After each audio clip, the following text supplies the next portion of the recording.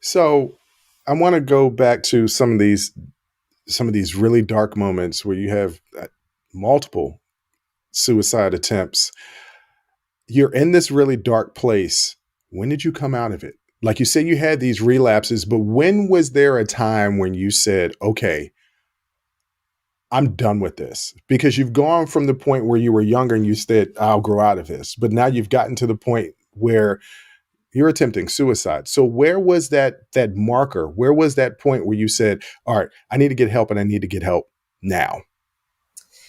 So it was 13 years ago. And like so many people, my rebirth came from one of the darkest experiences of my life. I was dating a guy that played for the Yankees, and I was in Tampa for spring training. He and I got in a big fight. We were at a nightclub. I tried to make him jealous. I got this other dude's number. So then I'm flying out early. I'm staying at the Intercontinental Hotel. I call this dude just to meet me for dinner. And that really was all I wanted. I just didn't want to be alone. So I call this random guy to meet me for dinner.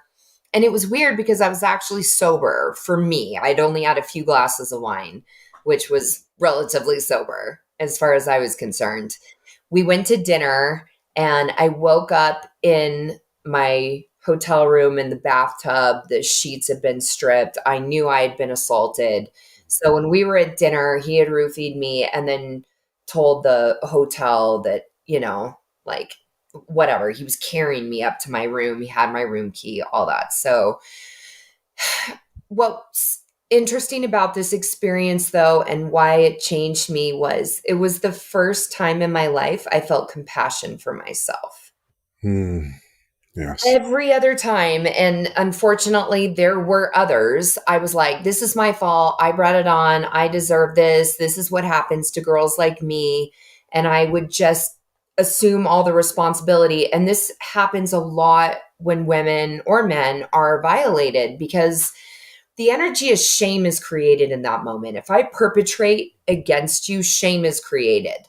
The thing is, the perpetrators don't assume it, right? So Yeah. somebody's got to pick that shame up, and the victims do. So not only do you have, the shame of the perpetrator that you're holding, but then the shame of what happened, and then the grief. And it just is so difficult to find yourself after those moments. But for me, I don't know why, I don't know how, I didn't cause it. All I know is that I felt compassion for myself for the very first time. And I didn't change right away and I didn't go to rehab right away, but that was the opening. A seed was planted that maybe I could love myself and Yeah. that maybe I could heal and that maybe my life could be different. And whenever I share this story, I remember one time I shared it at Auburn University and I had a young woman come up to me afterwards and say, I loved your talk. Um, but one thing I want to talk to you about is I've never had that experience. I was raped and I've never felt compassion for myself. So anytime I tell this story, I just also want anybody that's listening, that has that same experience of all I've ever felt is my own self-hatred, is like, you are so precious and that wasn't your fault. And just know that even if you can't believe it, I'll believe it for you, that should have never happened to you.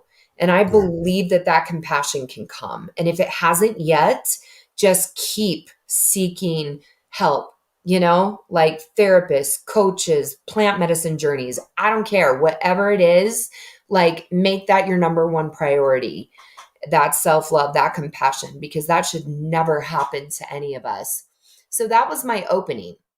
And eventually I went to rehab. I went to an aversion therapy clinic, which I'm so sad is shut down now. So you cannot Okay. get this therapy anymore in America.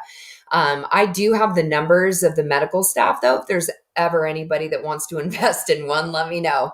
But aversion therapy, I show up, they inject me with this horrific cocktail that makes you have the flu, chills, nausea, vomiting. And then you go into this little room and they fill a glass full of Epicac. So if any of you have kids and they ingest anything poisonous, you usually give somebody a tablespoon and it induces vomiting.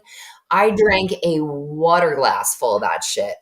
And then they start pouring you alcoholic drinks. So I'm slamming 20 drinks. If you like that clip, go ahead and hit that like button. Don't forget to subscribe to catch up on all of our latest content. Don't forget to hit the notification button when you do subscribe so you can get updated every time we release content. We release content every day, whether it's an actual show or clips from the shows. So go ahead and subscribe, like, comment. Also, don't forget our Patreon page where you can find our Talking Straight-ish and After Hours Uncensored episodes. That's patreon.com/unsolicited perspectives. But once again, thank you again for listening to Unsolicited Perspectives. I'm your host, Bruce Anthony, and I'm going to catch you next time. I'll holla.